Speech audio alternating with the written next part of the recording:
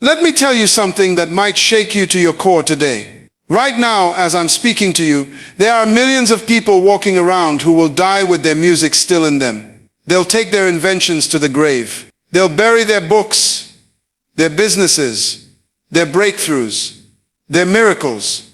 And the tragedy is not that they didn't have time. The tragedy is that they convinced themselves they were stuck. You know what stuck really means? Stuck means you're standing on a gold mine, but you're too afraid to dig. Stuck means you have wings, but you've forgotten how to fly. Stuck means the door has been open all along, but you've been staring at the wall. I want you to understand something profound before this year ends, before you turn another page on the calendar and carry the same limitations into your tomorrow. The feeling of being stuck is not a reflection of your circumstances. It's a reflection of your perspective. And today we're going to shatter that perspective so completely that you'll wonder how you ever believed the lie in the first place. See, I've spent decades studying human potential, traveling to over 70 nations, speaking to millions of people, and you know what I've discovered? The graveyard is the richest place on earth, not because of the jewelry buried there, not because of the money, but because of the untapped potential, the unwritten symphonies, the uncured diseases, the unbuilt empires, all buried 6 feet under because someone felt stuck and never broke free. But not you. Not today. Today is your liberation day. I need you to lean in close because what I'm about to share with you isn't just motivation. This isn't a pep talk that'll fade by tomorrow morning. This is a fundamental rewiring of how you see yourself, your purpose, and the invisible prison you've been living in. And I'm going to prove to you, beyond any shadow of doubt, that the only thing keeping you stuck is the story you keep telling yourself. Are you ready? Because once you hear this, you can never unhear it. Once you see this truth, you cannot unsee it. Your life is about to split into 2 chapters before this moment and after this moment. Let's begin with a question that will haunt you in the best possible way. If you had only 1 year left to live, would you still feel stuck? Or would you suddenly discover a clarity, an urgency, a supernatural ability to break through every obstacle? The answer reveals everything. You see, death has a way of clarifying things that confusion could never solve. It strips away the pretense. It removes the excuses. It burns through the fog of mediocrity and reveals what was always there, your true assignment. I've watched people on their deathbeds. I've sat with them. I've prayed with them. And do you know what they never say? They never say, I wish I had watched more television. They never say, I wish I had spent more time worrying about what people thought of me. They never say, I wish I had played it safer. What they say is this, I wish I had done what I was born to do. That statement right there should shake you to your core, because it means that most people spend their entire lives knowing there was something they were supposed to do, and they never did it.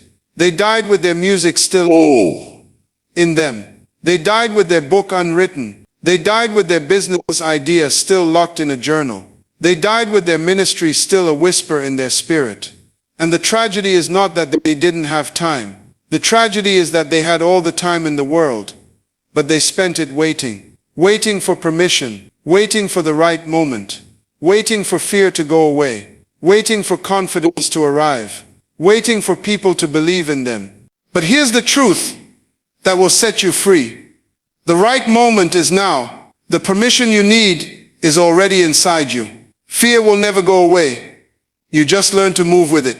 Confidence doesn't come before action, it comes because of action. And the people who are supposed to believe in you will only see it after you believe in yourself.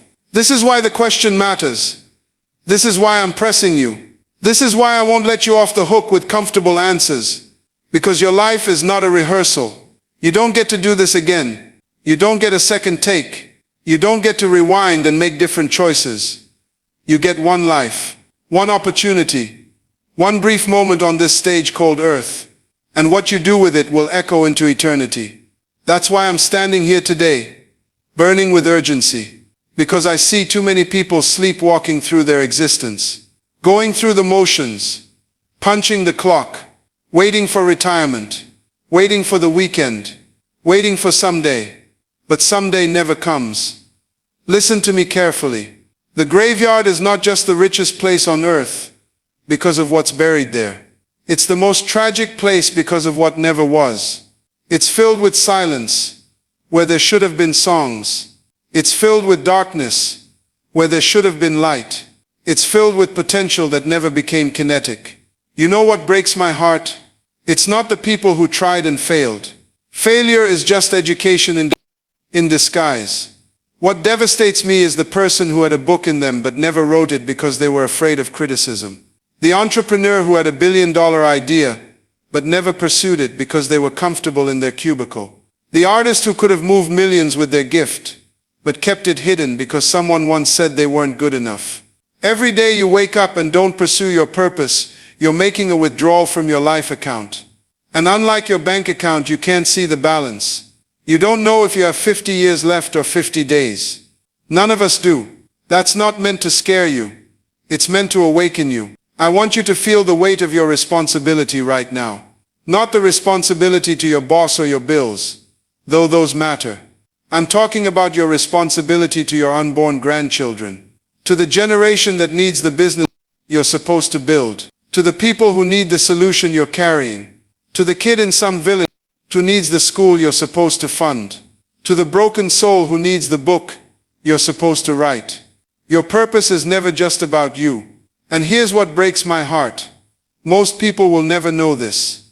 They'll spend their entire lives chasing things that rust, that fade, that crumble to dust. They'll climb ladders only to discover they were leaning against the wrong wall. They'll reach the top of mountains that don't matter. I've watched it happen over and over again. Successful people, wealthy people, famous people, people whose names you know, and in their quiet moments, when the cameras are off and the crowd goes home, they feel empty. Because achievement without purpose is just decorated emptiness. You can have everything and still have nothing. You can win every race and still be running in the wrong direction. Listen to me carefully. Your graveyard is watching. It's waiting to see what you'll do with this moment, this day, this season of your life. And the tragedy isn't that you might fail. The tragedy is that you might succeed at things that don't matter. I think about King Solomon, the wisest man who ever lived. He had everything. Wealth beyond measure. 700 wives. 300 concubines. He built palaces and planted gardens. He denied himself nothing his eyes desired. And at the end of it all he sat down and wrote, meaningless. Everything is meaningless. Why?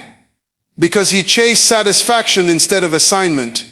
He pursued pleasure instead of purpose. And there's a massive difference between the two. Satisfaction is about you. Purpose is about them. Satisfaction asks, what can I get? Purpose asks, what can I give? Satisfaction is a leaking bucket that never stays full. Purpose is a fountain that never runs dry. And here's the revolution: when you finally discover and walk in your purpose, satisfaction comes as a byproduct. It chases you down. You stop looking for fulfillment because fulfillment finds you. But you have to make the shift.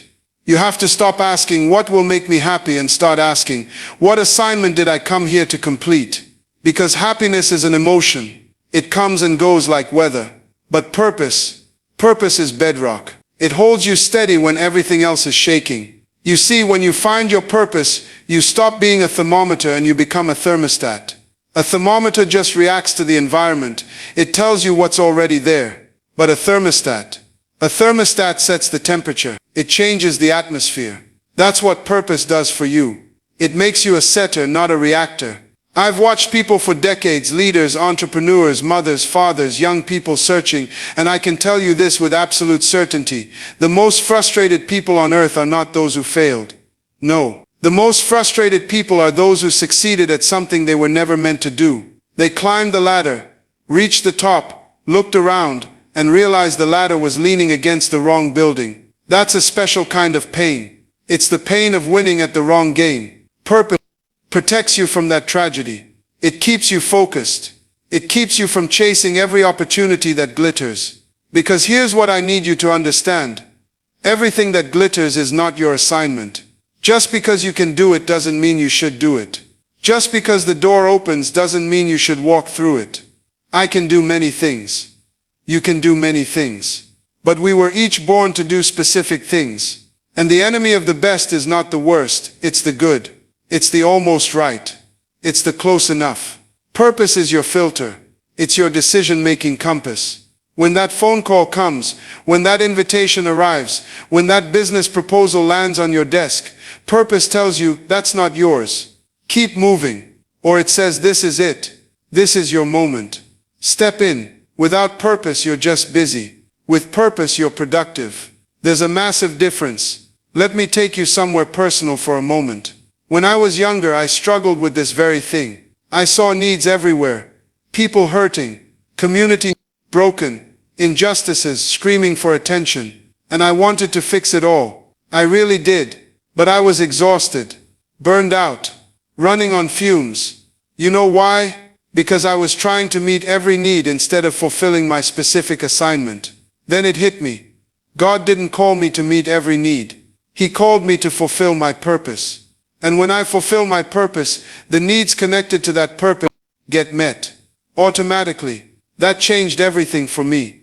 I stopped chasing money and started chasing assignment. I stopped asking what will make me rich and started asking what did God put me here to do. And you know what happened? The money followed. The resources followed. The connections followed. Because provision is attracted to purpose like metal to a magnet.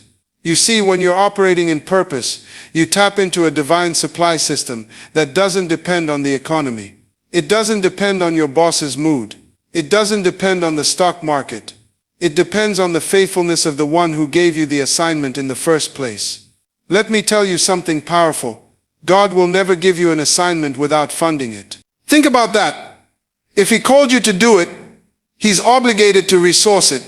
Your job isn't to figure out where the money will come from. Your job is to figure out what you're supposed to be doing. The how is His department. The what is yours. I've seen this principle work over and over again in my own life. There were times when I needed to build something, launch something, create something, and I had no idea where the resources would come from. But the moment I committed to the purpose, the provision showed up. Not always how I expected. Not always when I expected, but always on time. This is what I mean when I say purpose is the source of provision. Most people are trying to get money so they can do what they want. But the kingdom works in reverse. You do what you were born to do, and the resources come to support it. You don't work for money. Money works for you. Once you're aligned with your purpose, that's why you see people with less education, fewer connections, and smaller networks sometimes outpacing those with degrees and pedigrees. It's not luck, it's alignment. They found their lane. They discovered their assignment, and the universe conspired to make it happen. Think about your own life for a moment. How much energy are you wasting trying to be someone you're not? How many hours have you spent scrolling through social media, comparing your behind the scenes to everyone else's highlight reel? How much mental bandwidth is consumed by jealousy, envy, and the feeling that you're falling behind? That's capacity draining out of your life like water through a cracked vessel. But here's the liberating truth. The moment you accept your uniqueness, the moment you stop competing and start creating from your own authentic center, everything changes. Your energy gets redirected. Your focus sharpens. Your creativity explodes. I'm telling you, there is someone out there right now who needs exactly what you have to offer. Not a better version, not a more polished version, not what the famous person is offering. They need your version. They need your voice, your perspective, your experience, your combination of gifts. The world doesn't need another Oprah. It already has one. The world doesn't need another Steve Jobs. We had him. What the world desperately needs is the first you. The original you, the you that only you can be. And when you show up as that authentic version of yourself, something miraculous happens. The right people find you. The right opportunities open up. The right doors swing wide. Not because you forced them, not because you manipulated circumstances, but because you aligned with your purpose. Nature doesn't struggle with this. A rosebush doesn't look at an oak tree and feel inferior. It doesn't try to grow acorns. It does what it was designed to do. It produces roses. And we celebrate it for that. We plant it in our gardens specifically because it's a rose, not in spite of it. Yet somehow we humans have convinced ourselves that we need to be everything to everybody. We need to have every skill, master every platform, appeal to every demographic. That's not wisdom. That's madness. That's a recipe for exhaustion and mediocrity. Your assignment is specific. Your audience is targeted. Your message is unique. And the sooner you accept that, the sooner you'll stop wasting your precious limited capacity on the wrong battles. Now let me take you deeper into this truth. Because once you understand that you're not made for everybody, the next question becomes asterisk. Who are you made for? And this is where most people get paralyzed. They stand at the crossroads afraid to choose a direction because choosing means leaving other roads unexplored. But here's what I need you to grasp. Your manufacturer already made that choice. Before you were formed, your audience was selected. Your assignment came with a built-in demographic. And I'm not talking about age groups or geographic regions. I'm talking about a spiritual demographic. People whose hearts are tuned to the frequency of your unique gift. Think about it like this. A radio station doesn't broadcast on all frequencies simultaneously. It can't. That's not how physics works. It selects one frequency, maybe 98.7 FM, and it broadcasts with clarity on that single channel. Now, does that mean everyone will listen? Absolutely not. Some people have their dials turned to 101.5.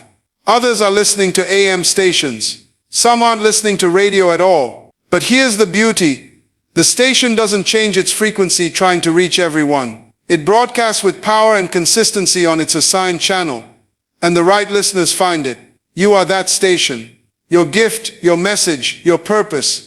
It's broadcasting on a specific frequency. And there are people out there right now, scanning, searching, desperate to find exactly what you're transmitting. But if you keep changing your frequency, trying to reach everyone, you'll reach no one. You'll just be static. I've watched this happen over and over again. A young woman with a gift for teaching children tries to pivot and reach corporate executives because she thinks that's where the real impact is. A man anointed to minister to the broken and marginalized starts chasing platforms with the wealthy because he equates bigger bank accounts with bigger purpose. And what happens? They lose their power. Not because they're not talented, but because they've abandoned their frequency. Your strength is not in your flexibility to be all things. Your strength is in your focus to be the right thing to the right people. The marketplace doesn't reward generalists.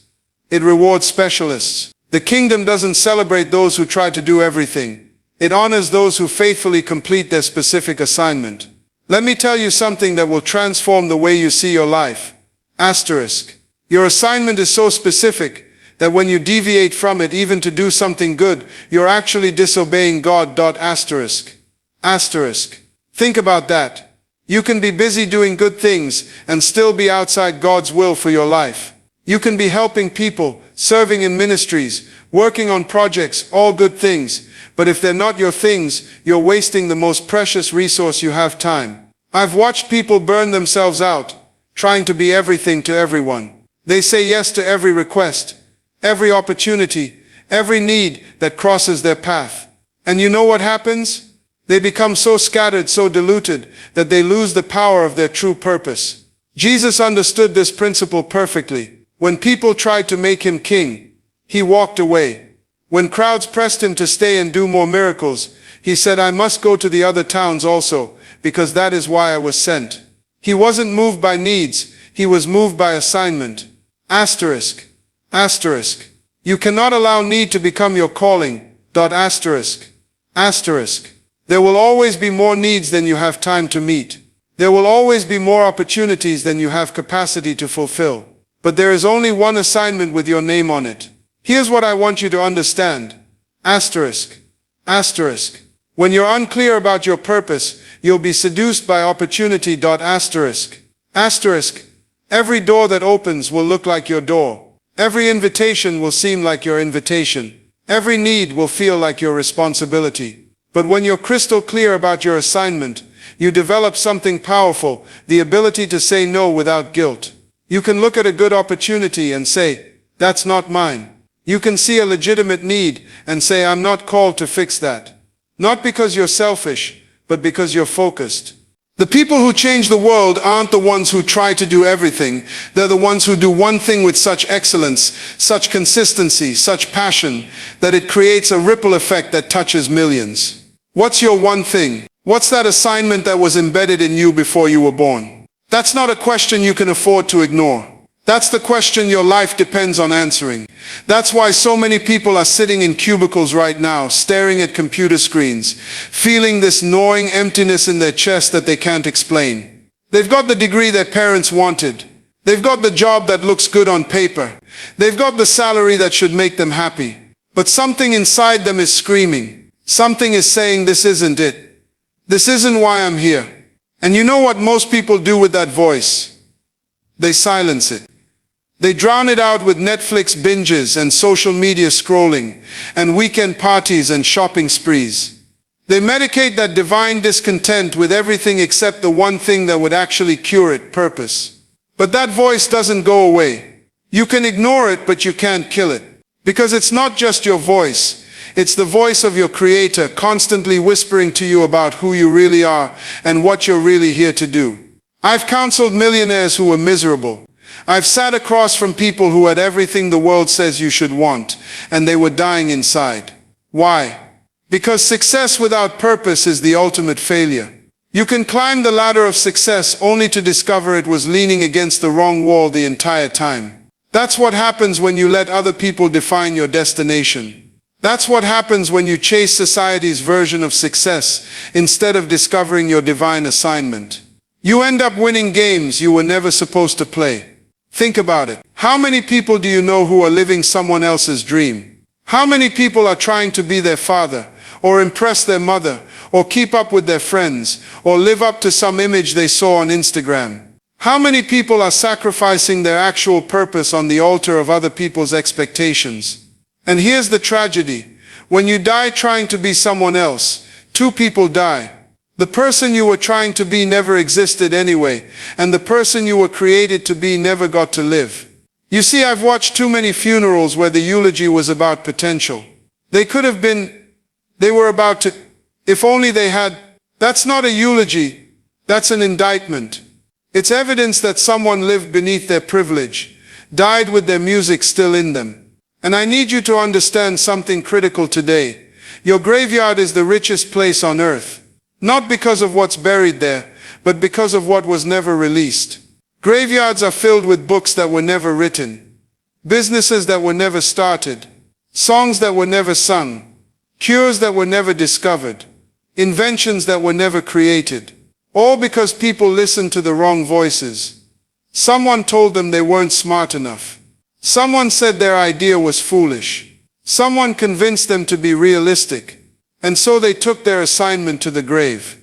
But here's what I want to arrest in your spirit right now.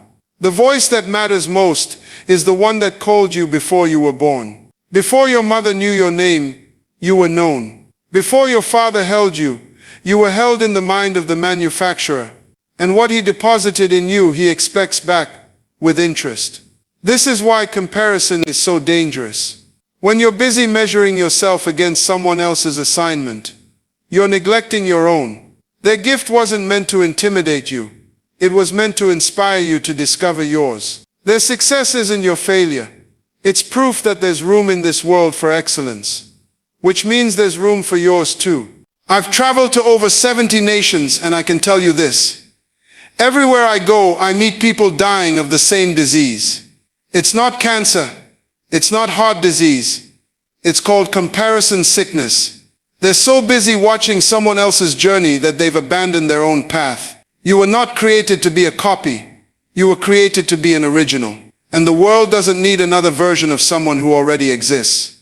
The world needs the first edition of you, the uncensored you, the you that shows up when nobody's watching and you're free to just be. Because here's what happens when you embrace your authentic self.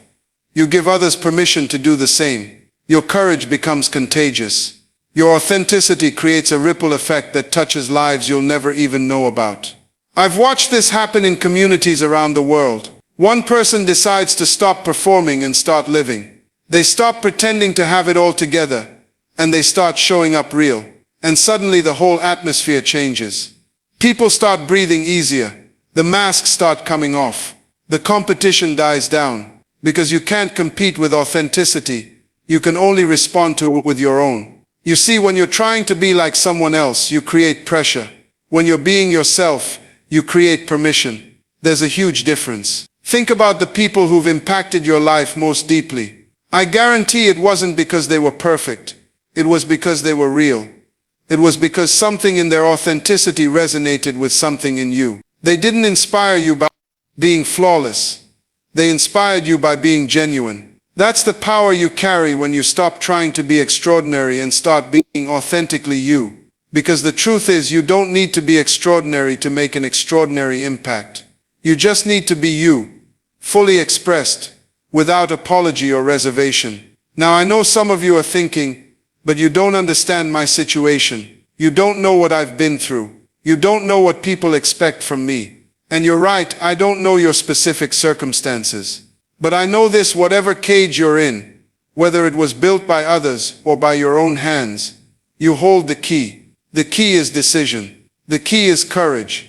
The key is the willingness to disappoint some people in order to stop disappointing yourself. Because living to meet everyone else's expectations is the fastest way to lose yourself completely. And here's what's tragic about that.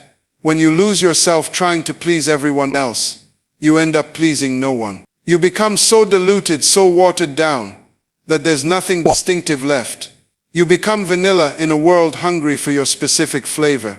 Think about the great leaders, the great innovators, the people who've actually changed the world. Were they people pleasers? Did Martin Luther King Jr. stop to take a poll before he marched? Did Mother Teresa form a focus group before she served the poorest of the poor? Did Einstein wait for approval before he revolutionized physics? No. They operated from a place of deep internal conviction. They knew who they were. They knew what they were called to do, and they did it regardless of what people thought. That's not arrogance. That's authenticity. That's what it means to live from the inside out rather than the outside in. Now I want you to understand something crucial here. This doesn't mean you become insensitive. It doesn't mean you become rude or dismissive of others. Wisdom still requires that you listen, that you consider counsel, that you respect others. But there's a difference between considering someone's opinion and being controlled by it. There's a difference between being kind and being captive. When you're living for applause, you're actually living in a prison. You think you're free because you're getting approval, but you've just built a cage out of other people's expectations. And the worst part? The people whose approval you're chasing, they're not even thinking about you as much as you think they are. They're busy chasing their own approval from someone else. It's this endless cycle of insecurity feeding insecurity. I remember years ago someone criticized something I said in a message. It ate at me for days. I couldn't sleep. I kept replaying it in my mind, trying to figure out how I could have said it differently. Then someone asked me, "Myles, did this person write you a letter? Did they call you?" I said no. They said, "Then why are you giving them so much space in your head? They've probably already forgotten about it and moved on with their life, and here you are torturing yourself." That was a revelation for me. I realized I was giving power to people who weren't even using it. I was imprisoning myself with imaginary chains. The critic had moved on, but I was still locked up. And here's what broke me free. I started asking myself a simple question. What am I trading my freedom for? Every time I felt that weight, every time I replayed someone's words in my head, I'd stop and ask, is this worth my peace? Is this worth my potential? Is this worth my purpose? The answer was always no. See, we think we're being thoughtful when we internalize criticism. We think we're being wise when we carefully consider every negative opinion. But there's a difference between consideration and captivity. You can acknowledge someone's perspective without letting it define your trajectory. I had to learn to put an expiration date on other people's access to my emotional energy. You get today, you get this moment, but you don't get to live rent-free in my head for the next 5 years. I started evicting tenants who had never signed a lease. And let me tell you something about opinion givers that nobody talks about. Most people who criticize you aren't doing it from a place of insight. They're doing it from a place of projection. They're not really seeing you. They're seeing their own limitations and calling it your reality. That person who said you're not smart enough, they're wrestling with their own intellectual insecurity. That family member who says you're selfish for chasing your dreams. They're bitter about the dreams they abandoned. That colleague who questions your competence. They're terrified you'll expose their mediocrity. Once I understood this, everything changed. I stopped taking inventory of criticism as if it were factual data. I started recognizing it as emotional discharge, most of it having nothing to do with me. But here's where it gets tricky.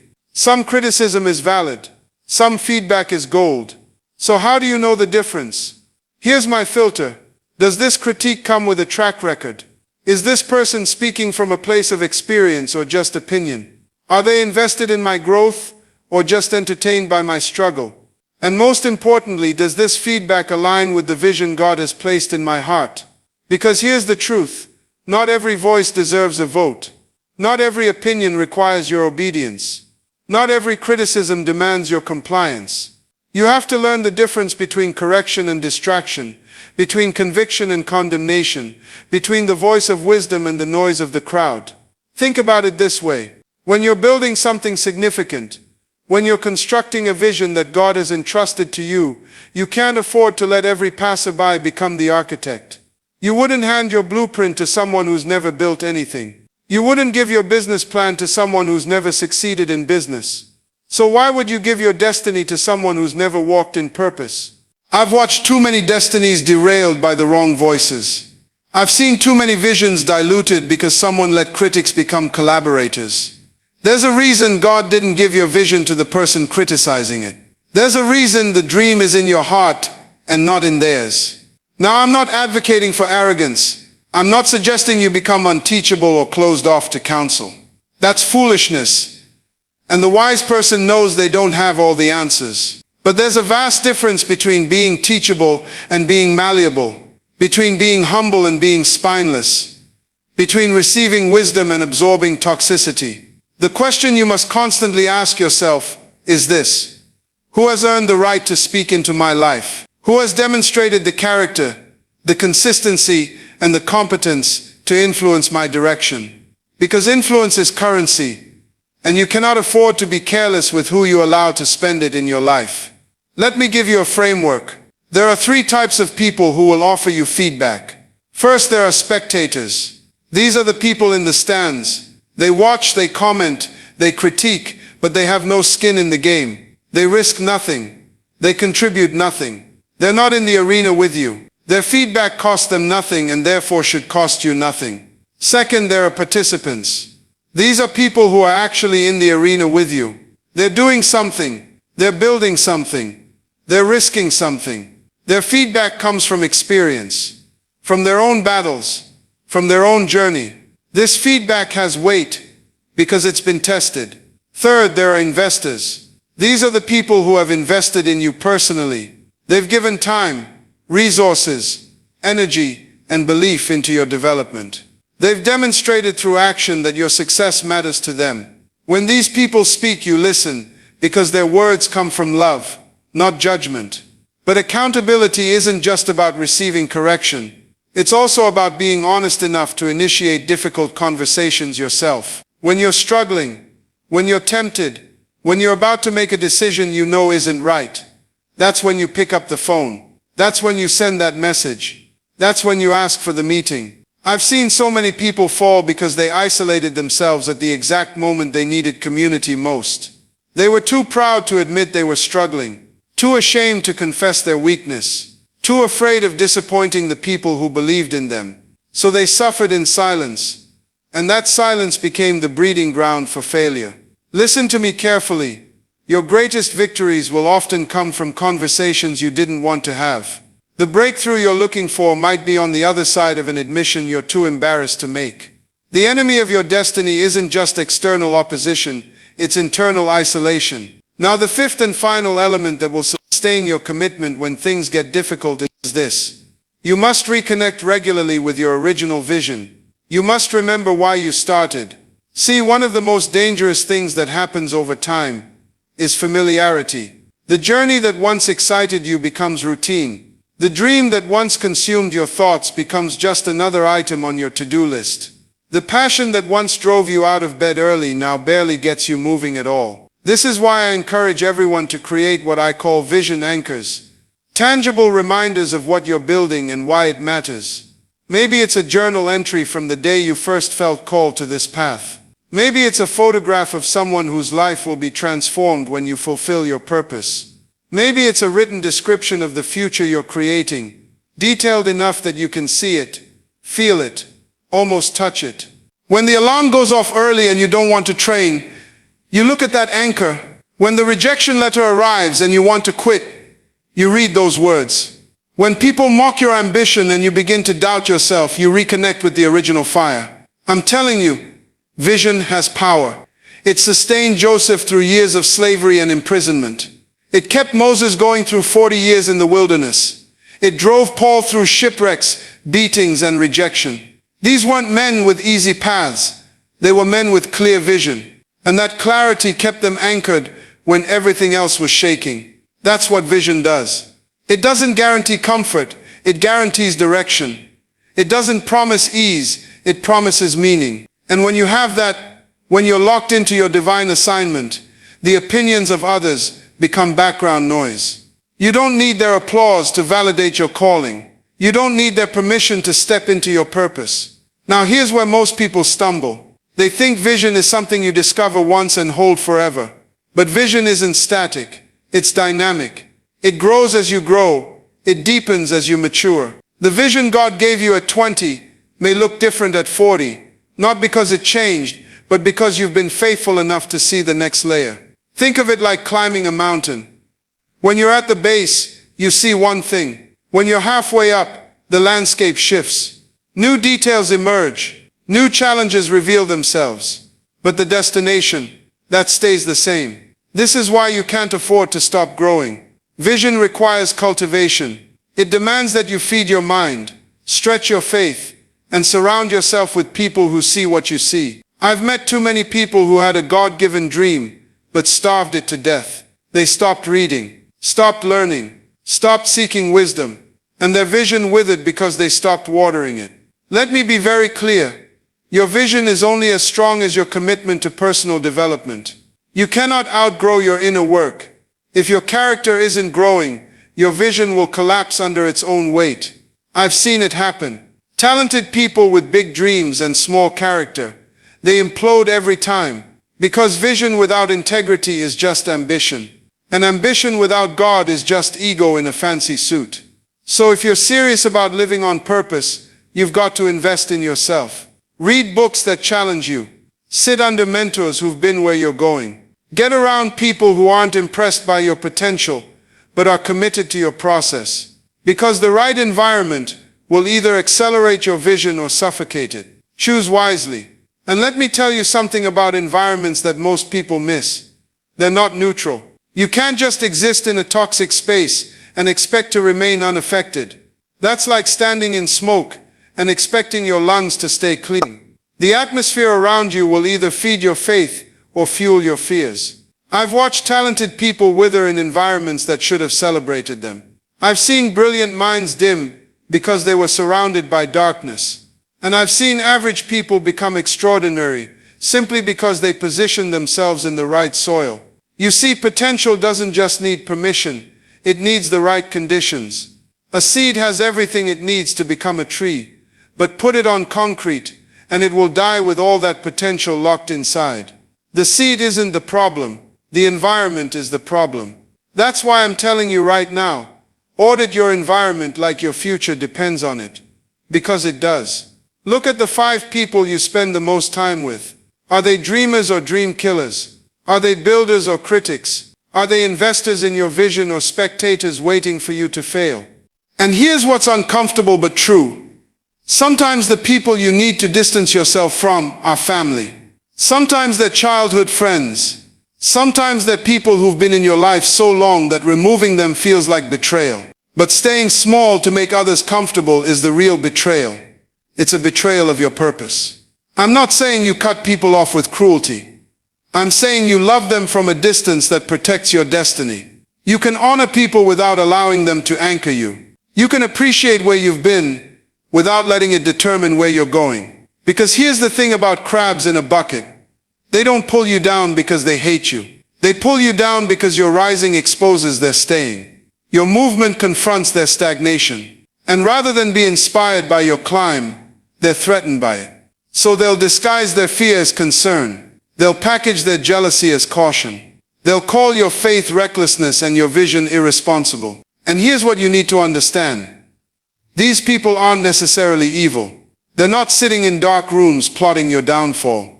No, most of them actually believe they're helping you. They genuinely think they're saving you from disaster. They're convinced that their limitations should be your boundaries, that their fears should be your caution, that their comfort zone should be your horizon. This is why you can't let other people's opinions become your prison. I've watched too many people die with their music still in them. I've seen too many dreams buried in the cemetery of public opinion. I've witnessed too much greatness sacrificed on the altar of keeping everybody comfortable. And I'm telling you today that will not be your story. Not if you hear what I'm saying. Not if you take this word and let it settle deep in your spirit. You see, when God gives you a vision, He doesn't conduct a neighborhood survey first. He doesn't poll your family, your friends, your colleagues to see if they approve. He downloads the blueprint directly into your spirit.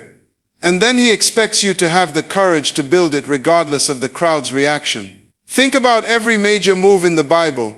Think about Abraham leaving everything he knew to go to a place he'd never seen. You think his relatives understood that? You think they had a going-away party celebrating his faith? No, they probably thought he'd lost his mind. You're going where? You don't even have the address. Abraham, at your age, you should be settling down, not packing up. But Abraham didn't let their confusion confuse him. He didn't let their fear infect his faith. He separated himself from the committee and followed the voice that spoke to his spirit. And that's exactly what you need to do. You need to learn to distinguish between the voice of God and the voices of men, between divine direction and human opinion, between what your spirit knows and what your environment is saying. Because I promise you, your breakthrough is on the other side of somebody's disapproval. Your destiny is past the point where the crowd turns back. Your purpose is in a place that required you to walk alone for a season. And here's what I need you to understand. When you're walking this road, when you're moving toward your purpose, you're going to encounter a very particular kind of resistance. It's not always external. Sometimes the loudest battle is the one happening in your own mind. You see, there's a voice that shows up when you're on the verge of breakthrough.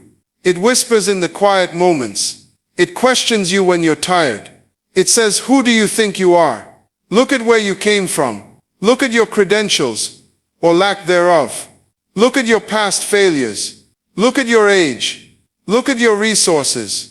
This voice is strategic. It doesn't attack you when you're comfortable. It attacks you when you're stretching. It attacks you when you're growing. It attacks you when you're becoming. But I want to give you a key that will change everything. Asterisk. That voice intensifies right before breakthrough because hell recognizes what you're about to become before you do. Let me say it again. The enemy doesn't waste ammunition on empty threats. The resistance you're facing is proportional to the assignment you carry. If your life was insignificant, if your purpose was meaningless, if your potential was small, nobody would bother fighting you. The very fact that you're under attack is proof that you're dangerous. The very fact that you're facing opposition is evidence that you carry something the world needs. The very fact that you want to quit is confirmation that you're close, so close to your moment. I've watched it happen again and again. The person who was about to write the book that would change millions of lives almost stopped at chapter 3. The entrepreneur who was about to build the business that would employ hundreds almost gave up after the second rejection. The leader who was about to shift an entire culture almost walked away during the season of misunderstanding. Why? Because breakthrough doesn't announce itself with trumpets. It disguises itself as one more day of faithfulness, one more act of obedience, one more choice to keep going when everything in you wants to stop. You have to develop what I call prophetic stubbornness. It's not arrogance. It's not ego. It's the holy determination that says, I know what God showed me. I know what I'm called to. And I refuse to let circumstances, critics, or my own fear talk me out of my destiny. This is the kind of faith that refuses to negotiate with doubt. It's the faith that makes you dangerous to the kingdom of darkness. Because when a believer locks in on their assignment, when they anchor their identity in what God said rather than what people say, when they build their life on purpose rather than on popularity, hell has no weapon that can stop them. You see, the enemy doesn't fear your talent. He doesn't fear your education. He doesn't even fear your passion. What terrifies him is your certainty. What keeps him awake is a believer who knows who they are, knows what they're called to, and refuses to be moved. And let me tell you something else. This kind of faith doesn't just sustain you, it inspires others. When people see you standing firm in the middle of the storm, when they watch you hold your ground while everything around you shakes, something awakens in them. Your refusal to quit gives them permission to keep going. Your determination becomes their breakthrough. I've watched it happen again and again. One person decides, I'm not backing down, I'm not giving up. God said it, and that settles it. And suddenly their family starts to believe again. Their friends start to dream again. Their community starts to rise again. Stubbornness for the right cause creates a ripple effect of faith. But here's what you need to understand. This level of commitment will cost you something. It will cost you comfort. It will cost you the approval of people who don't understand your assignment. It will cost you the luxury of blending, of playing it safe, of living under the radar. When you become stubborn about your God-given purpose, you automatically become uncomfortable to people who have settled. Your very presence challenges their compromise. Your persistence exposes their excuses. And not everyone will celebrate that. Some people will call you obsessed. They'll say you're too focused, too intense, too committed. Let them talk. While they're critiquing your devotion, you're building your legacy. While they're questioning your dedication, you're fulfilling your destiny. Because when you're devoted to God's purpose, you don't need to defend yourself to everyone who questions your choices. You don't owe them an explanation.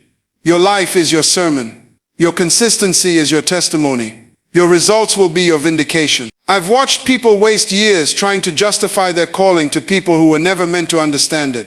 Stop exhausting yourself explaining God's plan to people who can't hear His voice. Some revelations aren't meant to be understood by the crowd. They're meant to be obeyed by the called. Your devotion will create a separation. Accept it. Embrace it. Some people won't make the journey with you, and that's okay. God often removes people from your life because He's preparing you for what they're not ready for. He's taking you somewhere they don't have the grace to go. Listen to me carefully. Your greatest seasons of growth will often be your loneliest seasons. When God is doing something significant in your life, don't be surprised if the crowd thins out. Don't be shocked if the phone stops ringing as much. Don't be alarmed if your circle becomes smaller. Elevation requires separation. You cannot carry everyone into your next dimension. Some people are assigned to your past, not your future. They were companions for a season, but not companions for the destination. And trying to drag them with you will only slow you down and frustrate them. This is where spiritual maturity shows itself. Immature believers think everyone should celebrate their calling. Mature believers understand that not everyone has the capacity to comprehend what God is doing in your life. And that's perfectly fine. Your job isn't to make them understand. Your job is to stay devoted to what God told you to do. Their confusion about your calling doesn't change your assignment. Their criticism of your dedication doesn't diminish your destiny. So stop waiting for validation from people who don't have the vision to see what you're building. Stop seeking approval from people who are still comfortable where you used to be. Stop trying to convince people who are threatened by your transformation. Your assignment is too important. Your calling is too critical. Your purpose is too precious to waste another moment seeking permission from people who will never understand what God has placed inside you. And here's what I need you to understand about this season.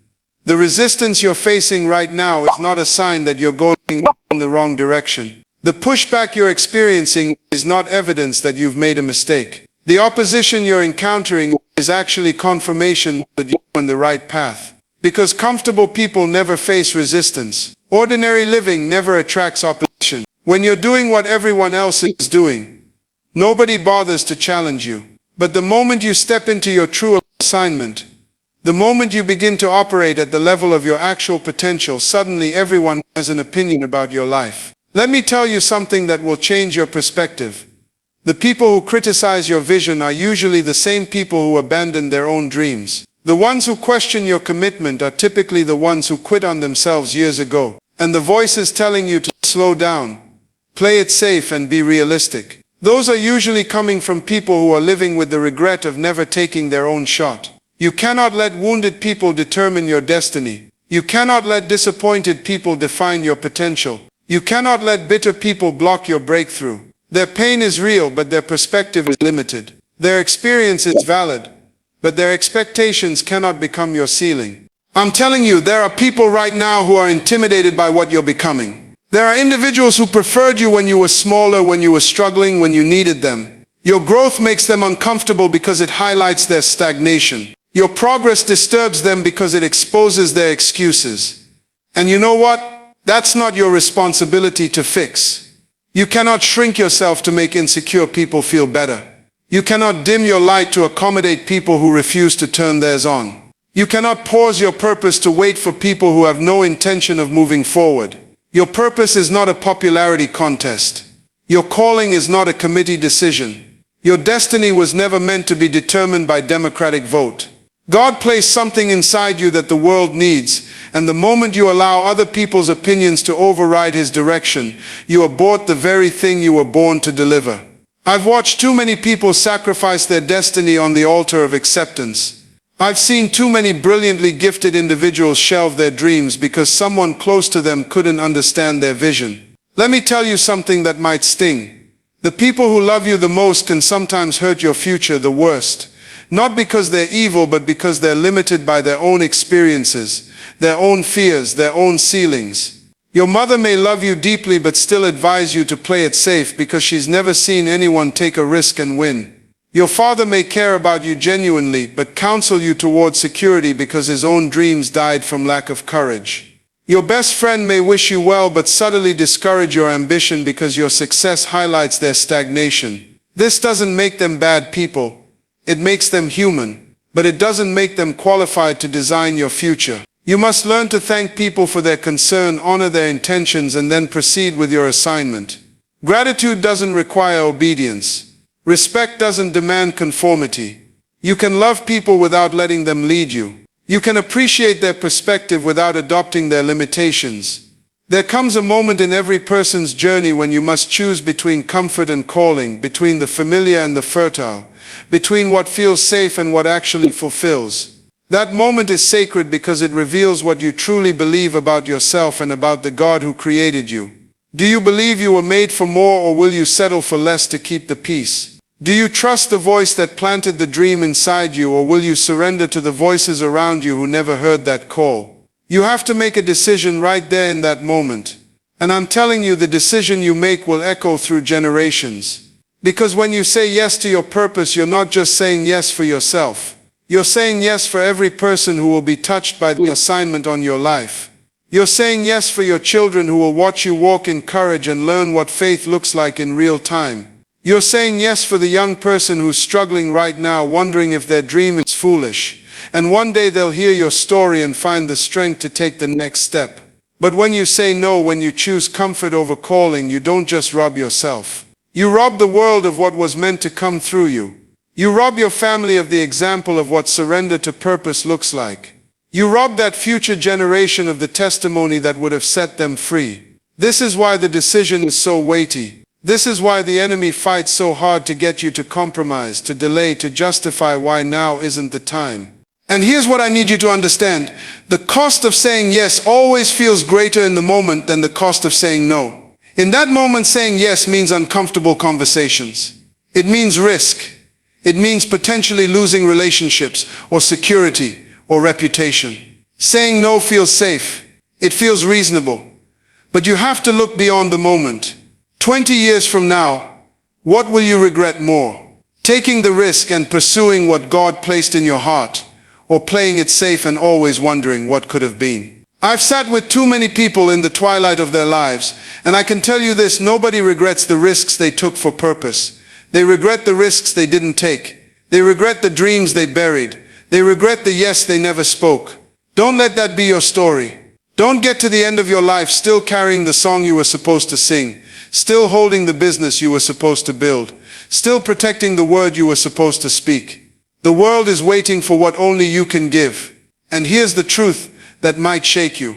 The world doesn't need another copy. It needs the original.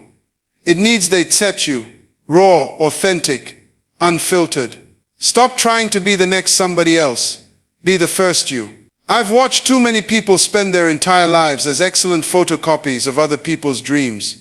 They mimic the success, copy the style, duplicate the business model, and they wonder why there's no fulfillment. Because a copy never carries the same power as the original. You were not designed to be version 2.0 of anyone. You are the first edition, the prototype, the one-of-a-kind design that came with features no one else has. Your yes matters because it releases something into the earth that can only come through your unique wiring. When you say yes to your calling, you're not just changing your life, you're completing a puzzle the world has been trying to solve. There's a gap in the marketplace, in your community, in your family, shaped exactly like your gift. And no amount of other people's yeses can fill it. Only yours can. Think about this. Every invention we enjoy today started with someone saying yes to an idea that didn't make sense. Every movement that changed history began with someone saying yes to a risk nobody else would take. Every breakthrough in medicine, technology, art, and human rights came because somebody refused to die with their yes locked inside. Your children are watching. Your community is waiting. History is recording. And God is ready. The question is, are you ready? Are you ready to step out of the comfortable prison of not yet and into the demanding freedom of right now? Are you ready to stop rehearsing and start performing? To stop preparing and start producing? The yes you've been protecting is not just about you. It's about everyone your yes will meant to touch. Every person who needs your book, your business, your voice, your leadership. They're paying the price for your silence. When you don't say yes, somebody goes without the solution you were carrying. Somebody stays lost who you were meant to guide. Somebody remains broken who you were meant to heal. So I'm asking you directly, what is the yes you've been holding hostage? What's the one move you know you need to make? Say it. Speak it out loud right now. Stop playing small with a big calling. Stop hiding a lion's roar behind a kitten's meow. You've been whispering when God gave you a microphone. You've been tiptoeing when He gave you marching boots. You've been apologizing for taking up space when He literally designed the space around your assignment. Let me tell you something that's going to shake you. Your gifts were never meant to make you comfortable. They were meant to make you useful. Stop asking if you're good enough and start asking who needs what you carry. Stop questioning if you deserve the platform and start preparing for the people who are dying without your message. I'm looking at someone right now who's been waiting for permission. You've been waiting for someone to validate you, to anoint you, to tell you that you're ready. But here's what you're missing. Your assignment doesn't require human approval. It requires human obedience. God doesn't need a committee meeting to release your purpose. He already released it when He placed the seed inside you at conception. The people you're supposed to reach don't care about your credentials. They care about your conviction. They're not looking for perfection. They're looking for someone who's been through what they're going through and came out on the other side. Your scars qualify you. Your struggles prepared you. Your setbacks positioned you. Stop waiting to feel ready. Noah didn't feel ready to build an ark. Moses didn't feel ready to confront Pharaoh. David didn't feel ready to fight Goliath. But they did it afraid. They did it unqualified. They did it while their knees were knocking and their hands were shaking. And guess what? The assignment was accomplished anyway. Your feelings are not the thermostat of your calling. Your obedience is. So what if you're nervous? Be nervous and do it anyway. So what if you're inadequate? Be inadequate and show up anyway.